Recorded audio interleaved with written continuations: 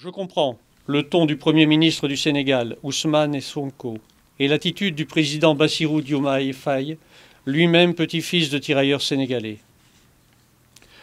Ce rendez-vous, ici, ce recueillement cette année à Lectoure, est l'occasion d'apaiser les tensions et de regarder l'histoire en face.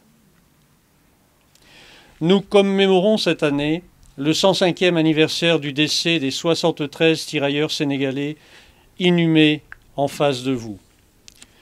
Comme je le rappelle chaque année, ces jeunes soldats africains sont morts d'infections pulmonaires. La cause de leur morbidité, c'est aussi un accueil indigne, puisqu'ils étaient inaptes au froid et n'ont pas eu les uniformes qu'il fallait pour supporter la difficile période hivernale. Ces soldats du 141e bataillon de tirailleurs sénégalais et leurs camarades d'armes, issus des colonies de l'Afrique occidentale française, ont été l'objet de nombreux stéréotypes légitimés par d'intenses campagnes et des publicités télévisées. C'est le cas, par exemple, de la boisson chocolatée Banania, directement associée aux tirailleurs sénégalais, avec le slogan « Yabon », qui enferme ces soldats dans des clichés racistes. Il a fallu attendre 2011 pour que ce slogan disparaisse à la suite d'une décision de justice.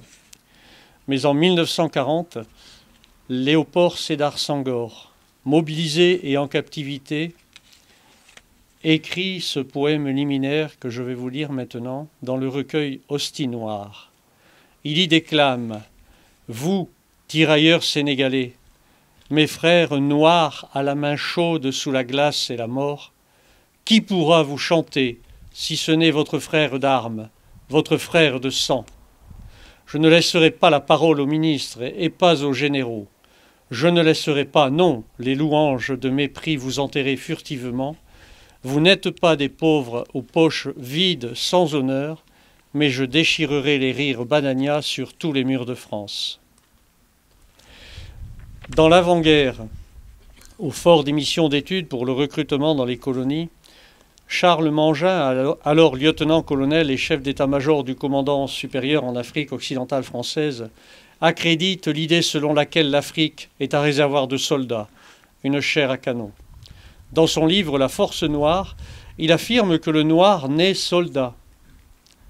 Il poursuit avec conviction que dans les batailles futures, ces primitifs pour lesquels la vie compte si peu et dont le jeune sang bouillonne avec tant d'ardeur, et comme avides de se répandre, ces jeunes donc atteindront certainement à l'ancienne furie française et la réveilleraient s'il en était besoin.